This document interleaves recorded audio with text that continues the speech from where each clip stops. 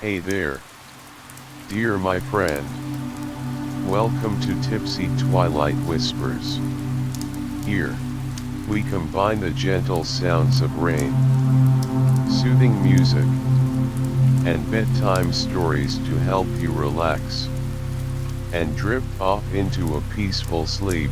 Tonight, I'm gonna share with you a romantic and inspiring love story, all about a reading lens from a Lyon bookseller. Let's begin. Part 1. Introduction. Our goal is simple. We want to help you unwind after a long day, let go of all those stresses and worries, and gently guide you into a peaceful sleep. And tonight, I've got a really special story to share with you. It all starts with a reading lens, a small but significant thing that was a part of a love story that began in Lyon back in 1974. You know, sometimes, the most ordinary looking objects can hold the most extraordinary memories. This reading lens is one of those things. As I sit here in this quiet, dimly lit bar, with the soft rain tapping against the windows, I can't help but let my mind wander back to that time. Lyon was a city I had only dreamed of visiting, and then, there I was, a young traveler with not much money to my name but a heart full of curiosity and a hunger for new experiences. I was just a kid, really, trying to figure out what life was all about. And that's when I met her, the daughter of a reclusive bookseller. Little did I know that this encounter would change the course of my life in ways I could never have imagined. So, get yourself comfortable, snuggle up in your bed, and let's start this journey together. Close your eyes and picture that rainy night in Lyon, as we begin to unfold this beautiful love story. The air was thick with the smell of rain, soaked cobblestones and the faint aroma of freshly baked bread from a nearby bakery. Lyon had this unique charm, a blend of old world elegance and a certain raw, earthy energy.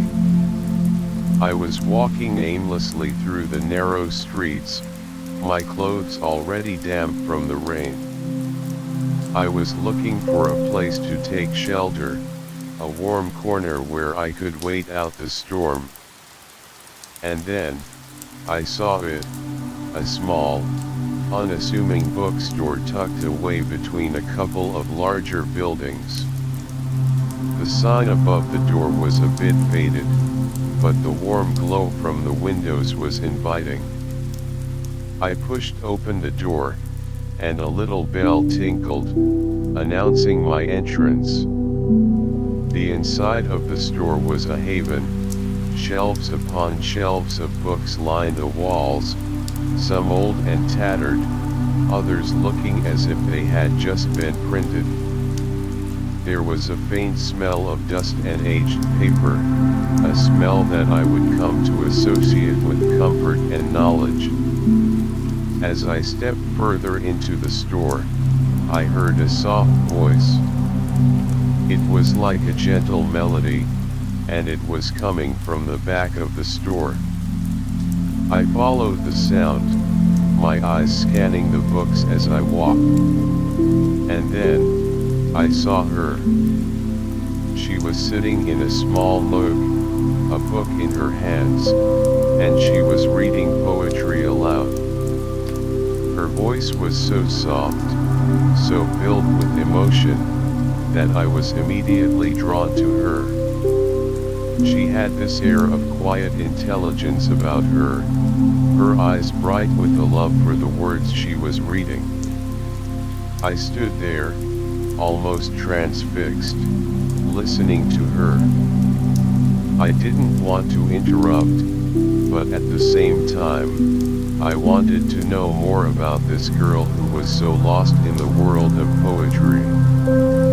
And that, my friend, was the beginning of a story that would stay with me for the rest of my life.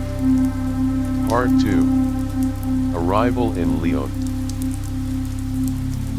I remember that summer of 1974 like it was yesterday. The sun was shining brightly most days, but on this particular day, the rain had come out of nowhere. I had been traveling for a while, hopping from one small town to another in France. Lyon was a new stop on my journey, a city that I had heard so much about. I was young and full of that naive sense of adventure. With only a small backpack filled with a few clothes and a couple of books, I set out to explore this new place. The rain was getting heavier, and I was starting to feel a bit miserable. My shoes were soaked, and the water was seeping through my socks. As I walked, I couldn't help but notice the architecture of the city. The old buildings had a certain grandeur to them, with their intricate facades and tall windows. The streets were narrow and winding, like a maze that I was eager to get lost in. I passed by cafes filled with people chatting and laughing, sheltered from the rain. The smell of coffee and pastries wafted out, making my stomach growl. But I didn't have much money to spare on such luxuries. I kept walking, looking for a place that could offer me some respite from the downpour. And then, in the distance, I saw a small sign that read Livre Irie. It was the bookstore, a beacon of hope in the midst of this wet chaos. As I approached the store, I could see that it was a bit run down on the outside. The paint on the door was chipping, and the window panes were a bit dirty. But there was something inviting about it all the same. I pushed the door open, and the familiar tinkling of the bell greeted me once again. The warmth from inside the store hit me like a wave, and I let out a sigh of relief. The smell of books was even stronger in here, a comforting scent that made me feel at home. I started to browse the shelves, running my fingers along the spines of the books. There were so many different titles, from classic literature to rare first editions. I was in a book lover's paradise. As I was looking through the books, I heard that same soft voice again. It was her, still reading poetry in the back corner. I found myself drawn to her once more, like a moth to a flame. I walked over to the area where she was sitting, trying not to make too much noise. She looked up as I approached, and her eyes met mine. There was a moment of silence, a brief pause in time. She smiled at me, a warm and friendly smile that made me feel instantly at ease. "Hello," she said softly. "Welcome to our little bookstore."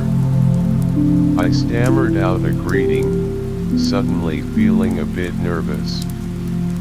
And just like that, my adventure in Lyon, and my encounter with this remarkable girl, truly began. I knew in that moment that this place, and this girl, were going to be a big part of my life for the time being.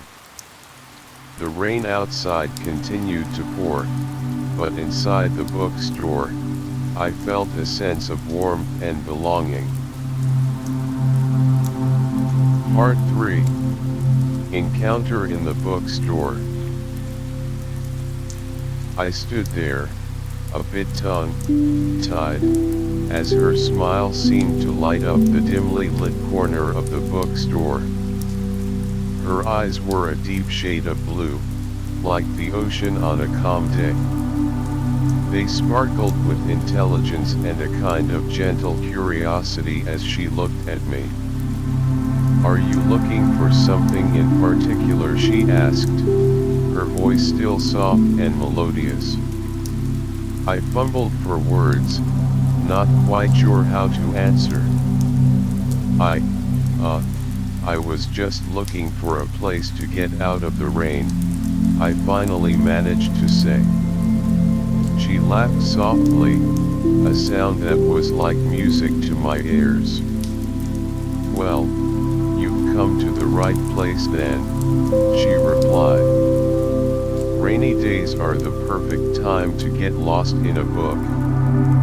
I nodded, feeling a bit more relaxed now. "I noticed you were reading poetry," I said, trying to strike up a conversation. She held up the book she was holding, showing me the cover. "Yes, it's a collection of French poems. The words are just so beautiful," she said, her face lighting up with enthusiasm. I told her that I had a love for poetry too, although I wasn't as well read as she seemed to be. She leaned forward a bit, her interest clearly piqued. "Really, what kind of poetry do you like?" she asked. I thought for a moment. "I've always been drawn to the romantic poets," I said. "Their words can make you feel so much, you know." She nodded in agreement. "I know exactly what you mean," she said. "There's something about the way they capture love and emotions that's truly magical." We started to talk about our favorite poets, sharing stories about how we discovered them. She told me about how her father, the reclusive bookseller, had introduced her to many of the great poets. He had a vast collection of rare poetry books, some of which were displayed in a special cabinet in the store. As we talked, I couldn't help but be captivated by her. Not just her beauty, although she was undeniably beautiful, but also her passion for literature. It was like a fire that burned bright within her. She got up from her seat and walked over to one of the shelves. She pulled out a book and handed it to me. "This is one of my favorites," she said. "I think you might like it." I took the book from her, our fingers brushing ever so slightly. A small shiver ran down my spine at the contact. I looked at the title, and it was a collection of poems that I had never heard of before. "Thank you," I said, looking back up at her. She smiled again. "You're welcome. I hope you enjoy it," she said. We continued to chat for a while longer, the rain outside providing a soft backdrop to our conversation. It was as if time had stopped, and there was just the two of us, surrounded by books and the shared love of poetry. I found myself not wanting this moment to end. I was so engrossed in our conversation that I almost forgot about the rain and the outside world. This chance encounter in the bookstore was turning out to be one of the most memorable moments of my trip. Part 4. Shared Passion. I opened the book she'd handed me, and as I skimmed through the pages, the words seemed to come alive. The poems were filled with such vivid imagery and deep emotions. I couldn't help but share my thoughts with her right away. "You know, these poems are really something," I said, looking up at her. She smiled, her eyes twinkling with delight. "I'm so glad you think so," she replied. "I discovered this collection a while back, and it's been one of my treasures ever since." We began to discuss the themes in the poems, the use of language, and the way the poets had managed to convey their innermost feelings. She had such insightful interpretations, and I found myself hanging on to her every word. She spoke about how the poets used nature as a metaphor for love, and how it added a layer of depth to their verses. I nodded in agreement, adding my own thoughts on how the rhythm of the poems enhanced the emotional impact. As we talked, I realized just how much we had in common. Our love for literature wasn't just a casual interest, it was a deep, seated passion that ran through our veins. We shared stories of the first books that had made us fall in love with reading. She told me about how, as a child, she would spend hours in this very bookstore, exploring the shelves and getting lost in different worlds. I, in turn, recounted the time I'd stumbled upon a well-worn copy of a classic novel in a second-hand store back home. That one book had opened up a whole new world of reading for me. We also talked about our dreams related to literature. She confided in me that she hoped to one day write her own poetry and have it published. I could hear the determination in her voice as she spoke. I told her that I had a similar dream, although I was more interested in writing stories that would transport readers to different places and times. As the afternoon wore on, the rain outside began to slow down. But we were so caught up in our conversation that we didn't even notice. We moved from one topic to another, always circling back to our shared love for books. We discussed modern literature and how it was evolving, and how some contemporary authors were pushing the boundaries of traditional storytelling. She showed me some of her favorite passages from other books she had nearby. Each time she read a line aloud, her voice carried the emotion of the words perfectly. It was as if she was bringing the characters and the stories to life right in front of me. I was completely enthralled by her knowledge, and by her passion. This shared love for literature was creating a bond between us that I had never experienced before. It was a connection that felt deeper than just a simple conversation. As the light outside started to fade, I realized that I had spent hours in the bookstore with her. Time had passed so quickly, and I didn't want this day to end. But I knew that I had to leave eventually. Before I left, she wrote down the names of a few more books that she thought I should read. She handed me the piece of paper, and our hands touched once again. That simple touch sent a thrill through me. "Read these, and come back and tell me what you think," she said, smiling. I nodded, promising that I would.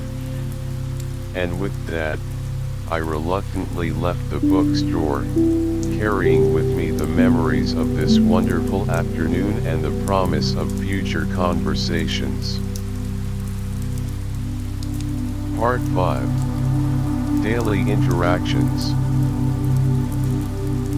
In the days that followed, I found myself drawn back to the bookstore like a homing pigeon. The memory of that first encounter, of our shared love for books and poetry, was like a sweet melody playing on a loop in my mind. Each morning, I'd wake up with the anticipation of seeing her again, of delving deeper into our conversations. As I walked through the streets of Lyon towards the bookstore, the city seemed to take on a new charm. The cobblestone streets, the old buildings, and the bustling cafes all became part of the backdrop to my growing connection with her. I'd push open the door of the bookstore, and the familiar bell would announce my arrival. She'd look up from whatever she was doing, a warm smile spreading across her face when she saw me. "Hello again," she'd say, and those two simple words would make my day. We'd start by talking about the books she'd recommended. I'd share my thoughts and impressions, and she'd listen intently, sometimes nodding in agreement, other times offering a different perspective. One day, she asked if I'd like to help her organize the new arrivals. "Sure," I replied without hesitation. We spent hours side by side, sorting through the boxes of books. As we worked, we talked about our lives, our hopes, and our fears. I told her about my travels, the different places I'd seen, and the people I'd met. She listened with wide-eyed curiosity, asking questions about the cultures I'd experienced. In return, she shared stories about her life in Lyon, growing up in the shadow of her father's bookstore. She described how her father was a man of few words but had a heart full of love for books. His reclusiveness, she said, was a result of his deep-seated devotion to the world of literature. She'd spent her childhood surrounded by books, and they had become her closest companions. As we stacked the books on the shelves, our hands would sometimes brush against each other. Each time it happened, I'd feel a flutter in my stomach, a spark of something special. We'd share jokes and laughter, and the hours would fly by. On some days, we'd take breaks and sit in the corner, sipping on cups of tea she'd brewed. We'd discuss the latest books we'd read, or we'd talk about the local literary events that were happening in Lyon. One afternoon, she showed me a hidden collection of rare books that her father kept locked away. She had the key, and she'd been given special permission to show them to me. The books were in pristine condition, their covers and bindings a testament to the craftsmanship of a bygone era. I was in awe as I looked at them, and she explained the significance of each one. It was a moment of trust, her sharing this special part of her world with me. Our relationship was growing deeper with each passing day. As the sun set outside, casting a warm glow through the windows of the bookstore, I realized that I was falling for her. It wasn't just her beauty or her love for books, it was the way she made me feel. She made me feel understood, accepted, and alive. I knew that these daily interactions were becoming the most important part of my stay in Lyon.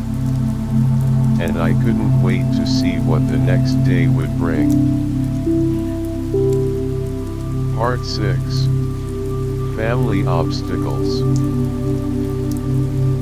One day, as we sat in our usual corner of the bookstore, sharing a pot of tea, the mood seemed a bit different. She was quieter than usual, and I could sense that something was weighing on her mind. I asked her what was wrong, and she took a deep breath before speaking. "I've been thinking a lot about us," she said, her eyes downcast. I felt a pang of worry in my chest. "What about us?" I asked, my voice a bit hesitant. She looked up at me, her eyes filled with a mix of sadness and concern. "My father," she began. "He's a very private man. He's not used to having people around, especially not someone like you who's come into my life so suddenly." I listened intently, trying to understand. "He's always been protective of me," she continued. "He's built this world around the bookstore, and he's not sure how to deal with the idea of me having a relationship with someone from the outside." I reached out and took her hand. "But surely he can see how happy we make each other," I said. She shook her head. "It's not that simple. He's set in his ways, and he's afraid of change." I thought about all the times I'd seen her father around a bookstore. He was a tall, thin man with a stoic expression. He'd always been polite to me, but there was a distance there, a coldness that I couldn't quite break through. "I don't want this to come between us," she said, her voice trembling slightly.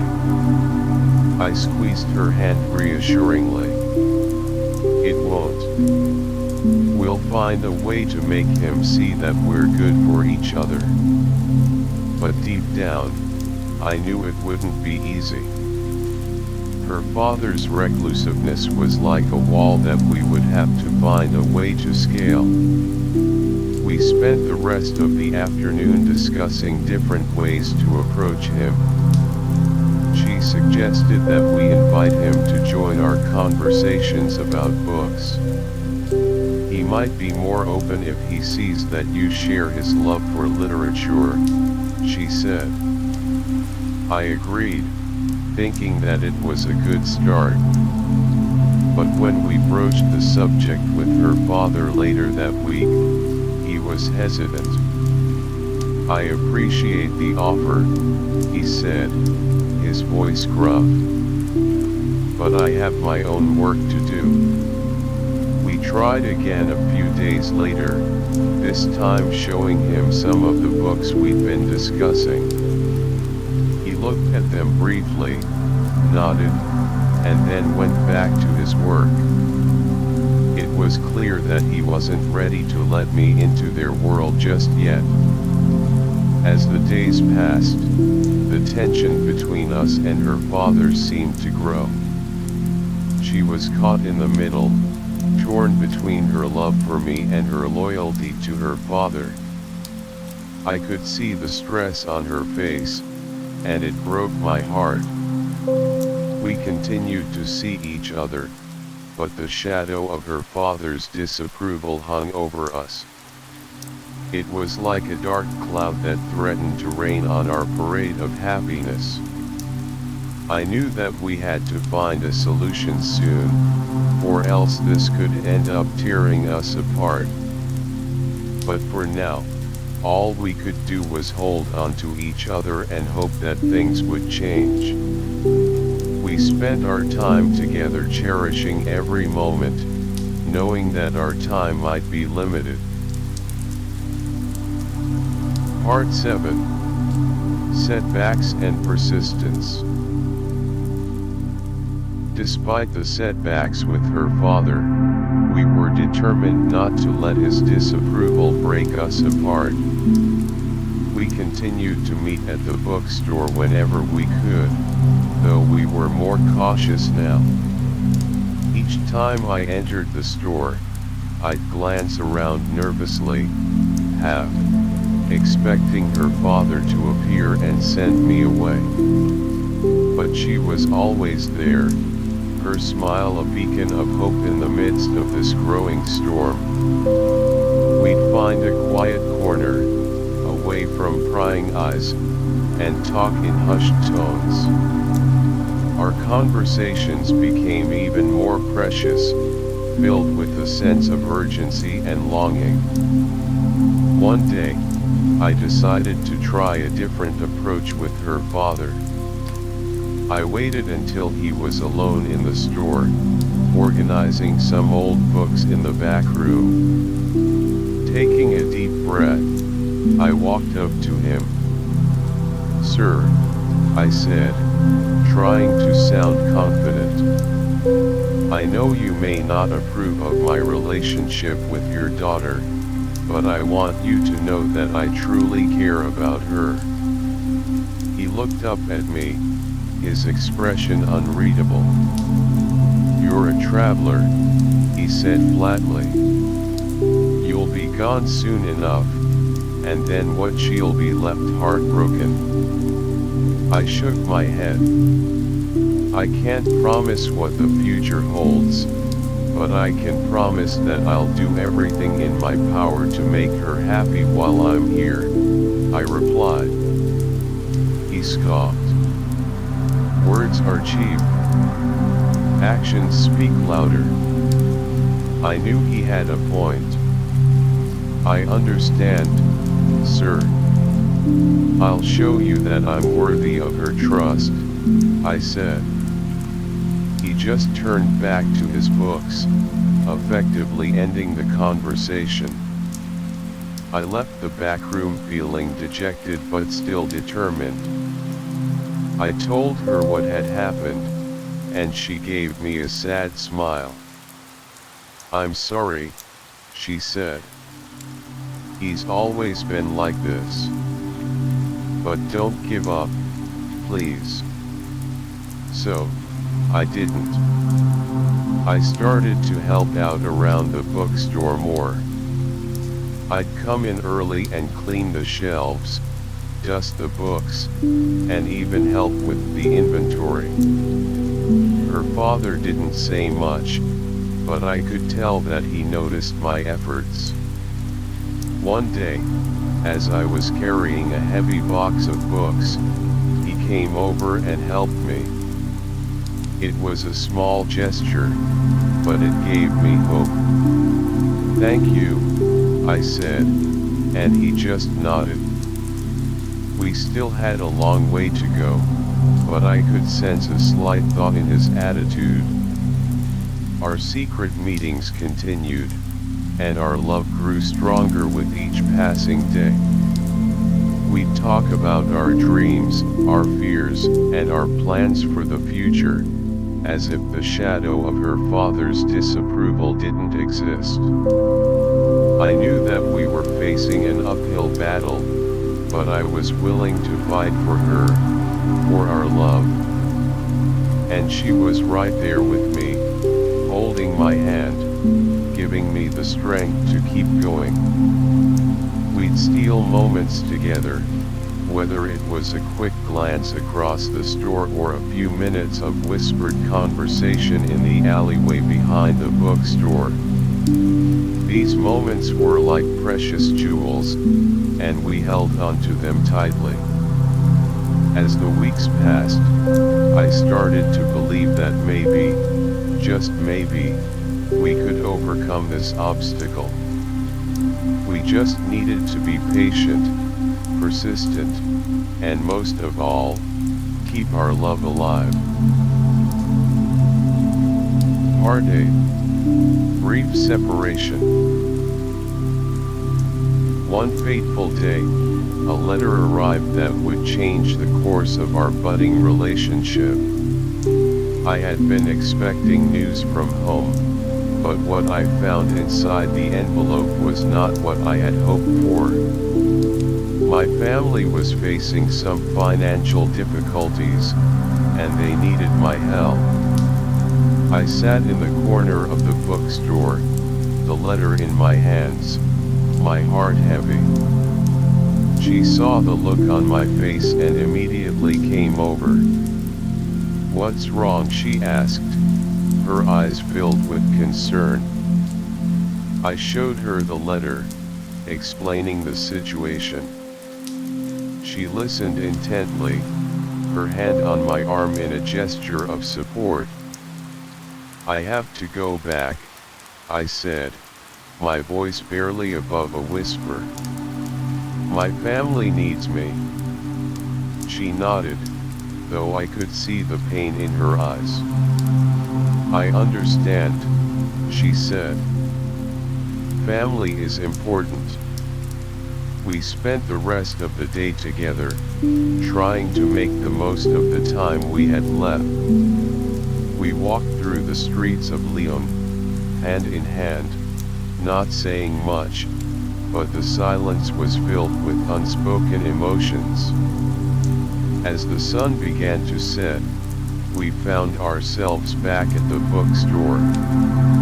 She went inside and came out with something in her hand. It was the brass reading lens, the one her father used to examine rare bindings. She placed it in my hand. "So you never miss the fine print in life," she whispered. I looked at her, tears welling up in my eyes. "I'll come back," I promised. "I'll find a way to make things work for us." She smiled, though it was a sad smile. "I believe you," she said. The next morning, I packed my bags and prepared to leave. She came to the train station to see me off. We stood on the platform, surrounded by the hustle and bustle of other travelers, but it felt like we were the only two people in the world. "Take care of yourself," she said, her voice breaking. I pulled her into a tight embrace. "You too." "I love you," I said. It was the first time I had said those words, and they felt both terrifying and liberating.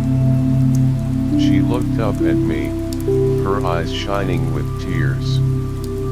"I love you too," she replied. The train whistle blew, signaling that it was time for me to board. I gave her one last kiss, then turned and walked towards the train. As I found my seat and looked out the window, I saw her standing there, watching the train pull away. I held the reading lens tightly in my hand, a symbol of our love and the promise I had made to her. The journey ahead was uncertain, but I knew that I had something worth fighting for. And I was determined to come back to Lyon, to her, as soon as I could. The miles passed, and the scenery outside the window blurred, but my thoughts were fixed on her. I thought about our conversations, our shared moments, and the love that had blossomed between us. And I knew that no matter what challenges lay ahead, I would do everything in my power to keep that love alive. Part 9. Days after leaving. The train ride seemed endless, each mile putting more distance between me and Lyon, and her.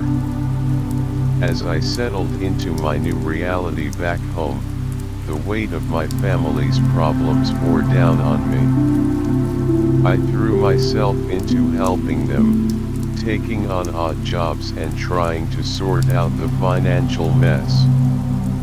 But in the quiet moments, when the work was done and the night had fallen, my thoughts would drift back to her. I would take out the brass reading lens from my pocket, running my fingers over its smooth surface. It was as if by touching it, I could feel her presence, as if she was right there with me. The first few weeks were the hardest.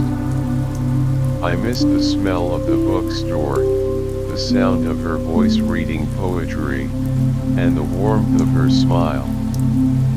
Everything around me in my hometown felt so different from the world I had left behind in Lyon. I wrote her letters, pouring my heart out on paper, telling her about my days, my struggles, and my unwavering love for her. I hoped that she would write back, and each day, I would check the mailbox with a mix of anticipation and dread. When her first letter finally arrived, I tore it open with trembling hands. Her words were like a breath of fresh air, a reminder of the beautiful connection we shared. She told me about the bookstore, how her father was, and how much she missed me. I read and reread her letter, memorizing every word. It became my source of strength during those difficult times. I replied immediately, telling her how much her letter meant to me and that I was doing everything I could to solve my family's problems so that I could return to her. As the months passed, I worked tirelessly. I learned new skills, took on more responsibilities, and slowly, things started to improve for my family.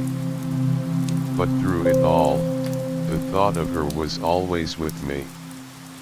I would look at the reading lens, and it would remind me of the promise I had made. I thought about the future, about the life we could have together if I could just get back to Lyon.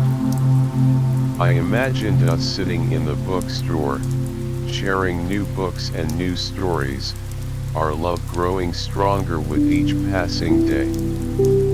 These daydreams were what kept me going, what gave me the motivation to keep working, to keep fighting.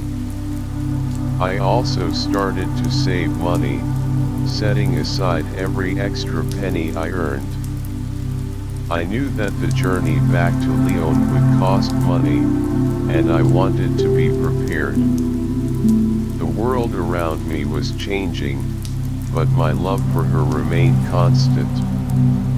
It was like a lighthouse in the stormy sea of my life, guiding me through the darkness.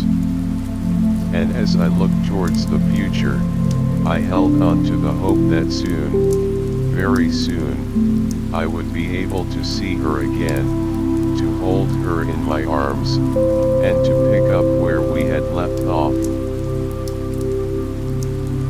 Part 10. Career Ups and Downs. With my family's situation gradually stabilizing, I decided to focus more on my own future and career. I had always been interested in business, and with the skills I'd picked up while helping my family, I saw an opportunity. I started small, taking on some local projects, trying to build a name for myself. At first, things went well. I landed a few contracts, and my work was getting noticed. I was filled with a sense of excitement and hope.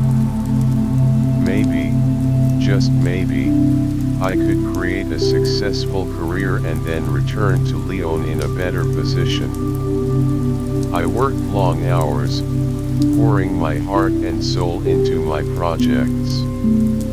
But as time went on, I faced my fair share of setbacks.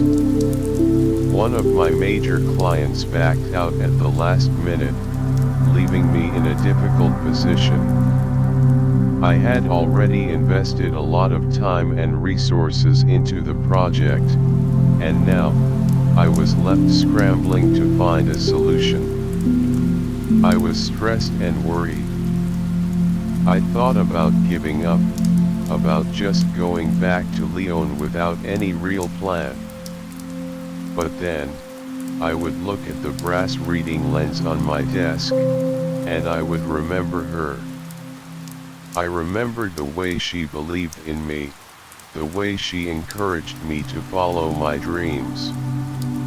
So, I didn't give up.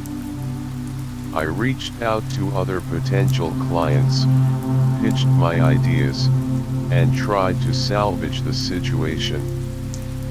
It was a long and difficult process, but eventually, I managed to find a new client who was interested in my work. This new project was challenging, but it also had the potential to be a game changer for me. I put all my energy into it, making sure every detail was perfect. As I worked, I often thought about how I would tell her about all of this when I saw her again. I imagined her listening intently, her eyes shining with pride as I described my journey. The thought of impressing her, of showing her that I was capable of achieving my goals, gave me the strength to keep going. Finally, the project was a success. My new client was extremely satisfied, and word of my work started to spread. I began to receive more inquiries, more opportunities were coming my way. But with success also came new challenges. I had to manage my growing business, hire new staff, and deal with the pressures of running a company. It was a constant balancing act, but I was determined to make it work. Through all these ups and downs, the reading lens remained a constant reminder of what was truly important to me. It was a reminder of the love I had left behind in Lyon, and the future I hoped to build with her. I knew that I was still a long way from being able to return to her, but I was getting closer. Each step forward in my career was a step closer to being with her again. Part 11. Premonition of Reunion. As the years passed, my business continued to grow. I had managed to build a reputation for myself, and my company was thriving. But amidst all the success, there was always a void in my heart. A void that only she could fill. I still carried the brass reading lens with me everywhere I went. It had become a lucky charm of sorts, a physical connection to that special time in Lyon. I often found myself daydreaming about her, wondering what she was doing, if she was still in the bookstore, if she still thought of me. One day, while I was sitting in my office, looking out at the city skyline, I had a strange feeling. It was as if a gentle breeze had whispered in my ear, telling me that it was time to go back to Lyon. I couldn't explain it, but I had a strong premonition that I would see her again. I started to plan my trip. I booked my flights and made arrangements for my business in my absence. I was filled with a mix of excitement and nervousness. What if she had moved on? What if she didn't feel the same way anymore? But despite my doubts, I couldn't ignore that feeling inside me. It was like a magnetic pull, drawing me back to the city where my heart had been left behind. As the departure date drew closer, I found myself thinking more and more about her. I remembered the way her hair fell over her shoulders, the sound of her laughter, and the warmth of her embrace. I also thought about the changes that might have occurred in Lyon. The bookstore could be different, the city might have grown and evolved. But I hope that the essence of the place, and of her, remained the same. I started to read up on Lyon, trying to catch up on all the news and developments. I wanted to be prepared for whatever I might find when I got there. The night before my flight, I couldn't sleep. I lay in bed, looking at the reading lens on my bedside table. It glinted in the moonlight, as if it was also eager for the journey ahead. I knew that this trip could change everything. It could either be the beginning of a new chapter in my life or a bittersweet reminder of what I had lost. But I was willing to take the risk. I closed my eyes, imagining the moment when I would see her again. I hoped that she would still be the same girl I had fallen in love with all those years ago. And I prayed that our love was strong enough to withstand the test of time. Part 12. Unexpected Reunion. The plane touched down in Lyon, and my heart skipped a beat. As I walked through the airport, the familiar sounds and smells of the city hit me like a wave. It was as if I had never left, yet so much time had passed. I made my way to the city center, my steps quickening with each passing moment. The streets were just as I remembered them, filled with a blend of old world charm and modern life. I passed by the cafes where we used to sit and talk, and memories came flooding back. Finally, I found myself in front of the bookstore. The sign was still there, a bit more faded perhaps, but it was unmistakable. My hands were shaking as I pushed open the door. The bell tinkled, just like it had all those years ago. The inside of the store looked much the same. The shelves were still lined with books, and the smell of aged paper and wood filled the air. I looked around, my eyes searching for her. And then, I saw her. She was standing at the counter, helping a customer. My breath caught in my throat. She was even more beautiful than I remembered. Her hair was a bit longer, and there were a few lines around her eyes, but she was still the same girl who had captured my heart. She looked up, and our eyes met. For a moment, time seemed to stand still. The customer she was helping faded into the background as we stared at each other. A look of shock, then recognition, and finally, pure joy spread across her face. "Is it really you?" she said, her voice barely above a whisper. I nodded, unable to find the words. I walked towards her, and she met me halfway. We stood there, in the middle of the bookstore, surrounded by books and memories, and embraced. I held her tightly, afraid that if I let go, she might disappear. "I've missed you," I said, my voice muffled in her hair. She looked up at me, tears in her eyes. "I've missed you too.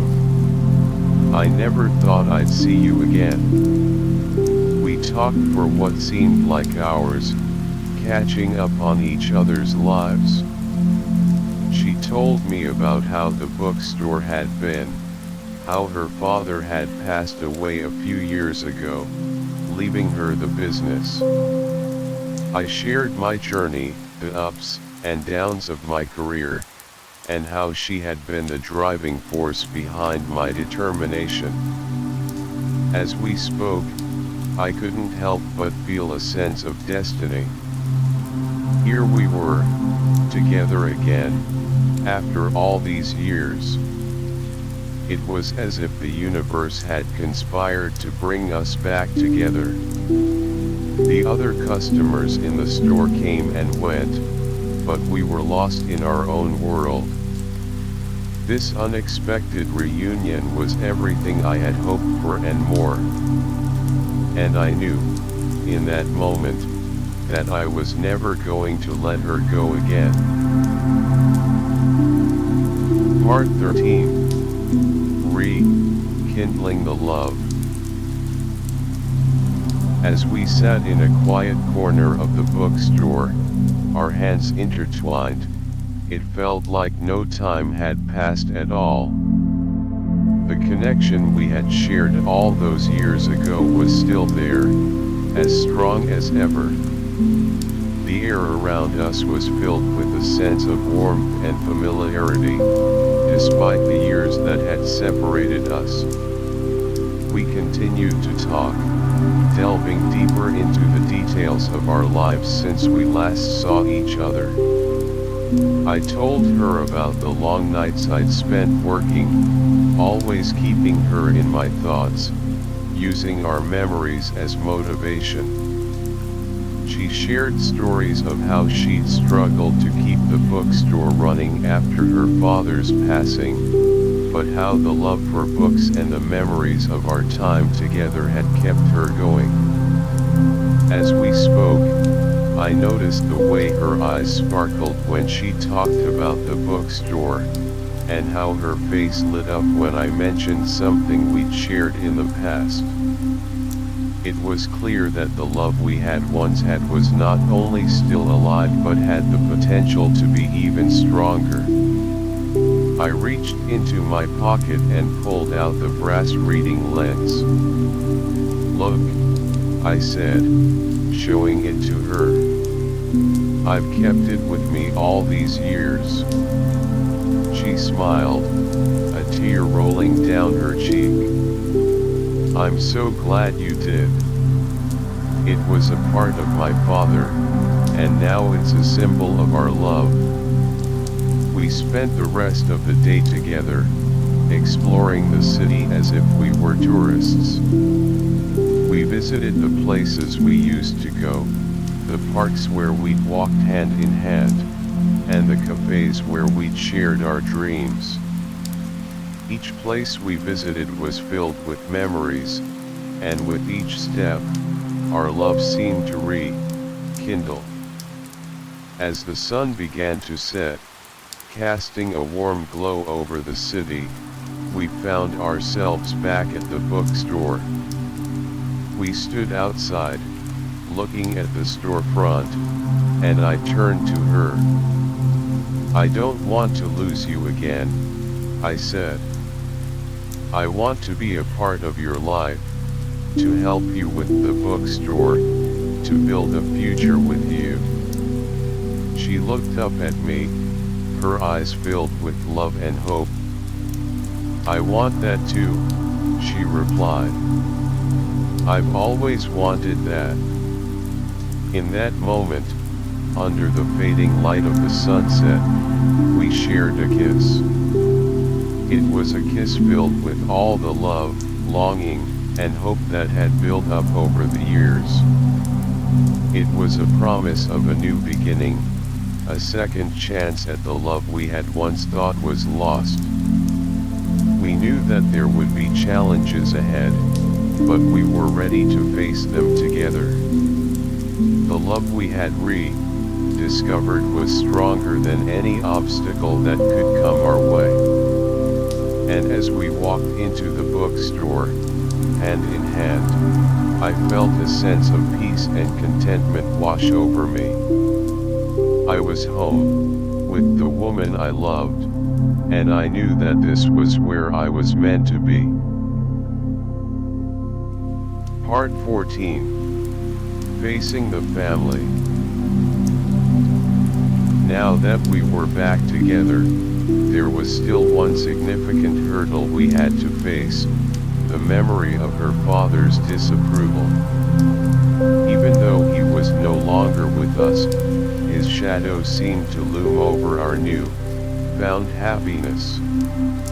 We sat down one evening in the cozy living quarters above the bookstore to discuss how we could move forward. "I know my father was difficult," she said, looking a bit sad. "But I think he would have come around if he had known you better. He just wanted to protect me." I nodded, taking her hand in mine. "I understand. And I want to honor his memory, not go against what he might have wanted for you." We decided that we would make the bookstore a place that would have made her father proud.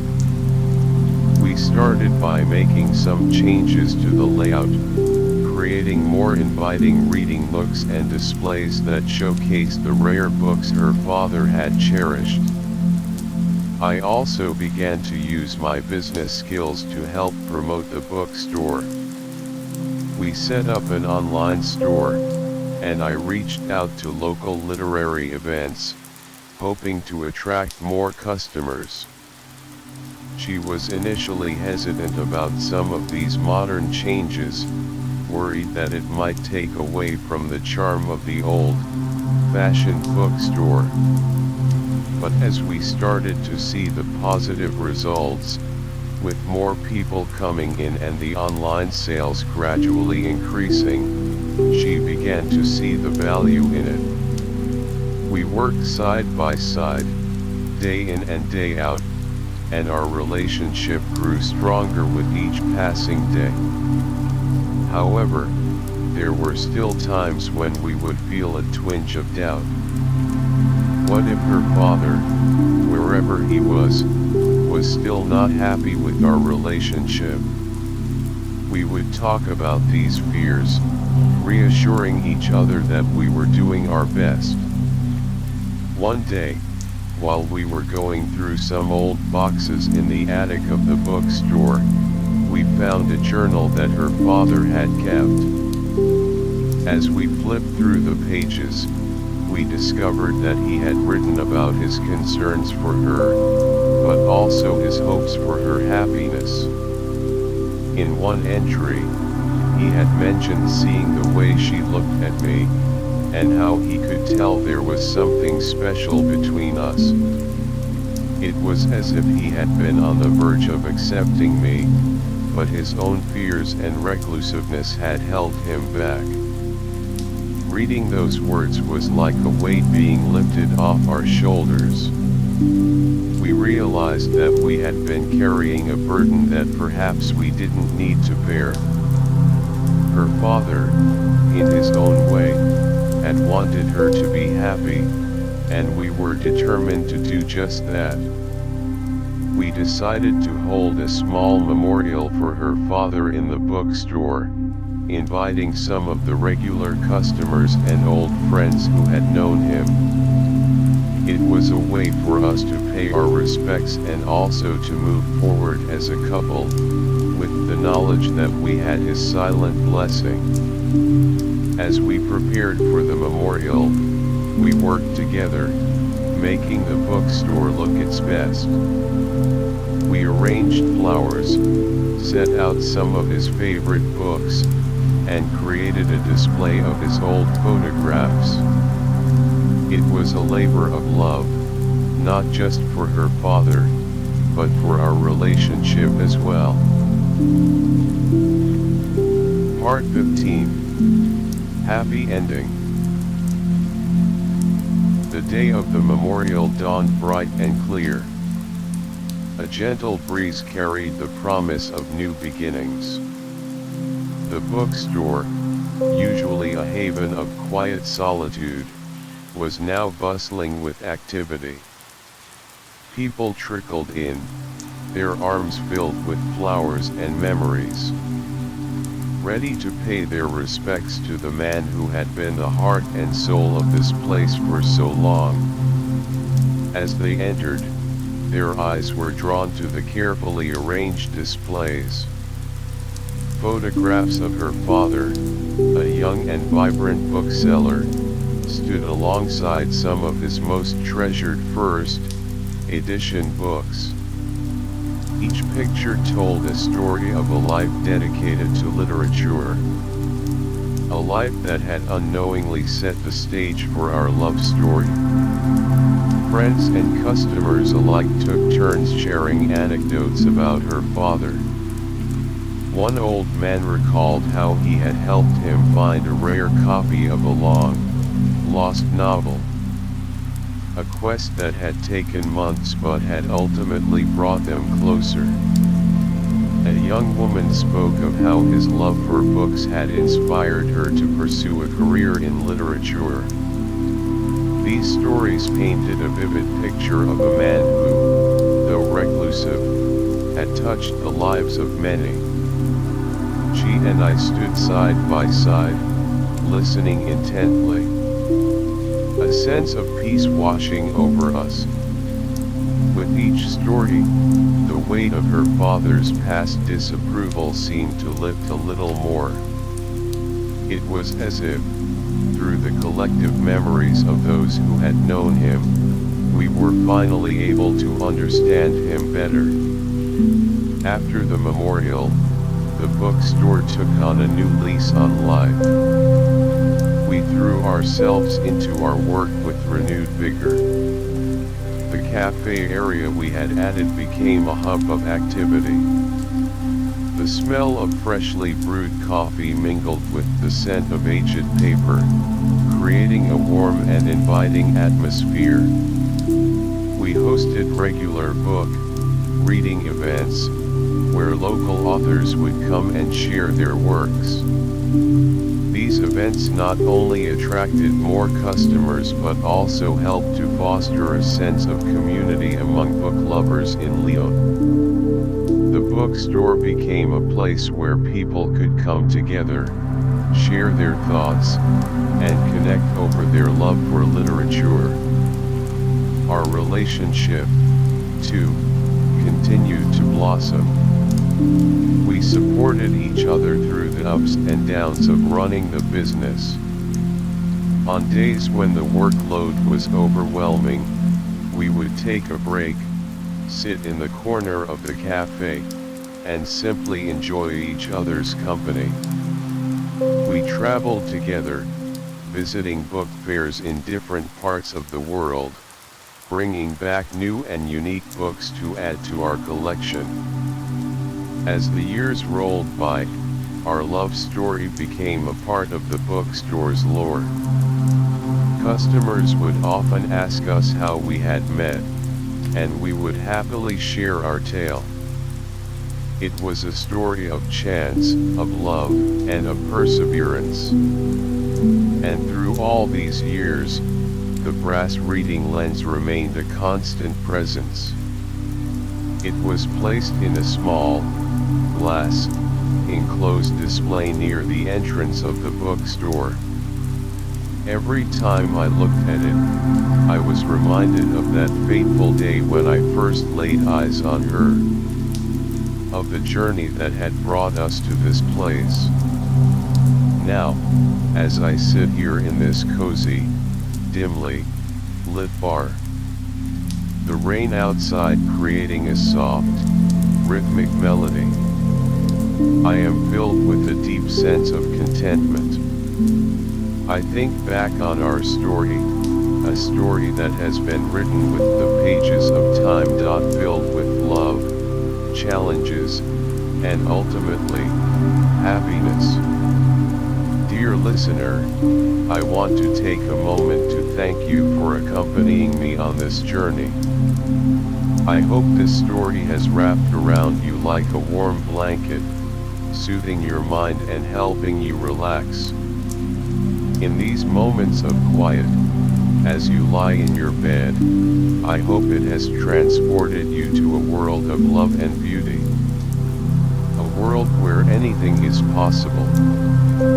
If this story has touched your heart in any way, I invite you to show your support.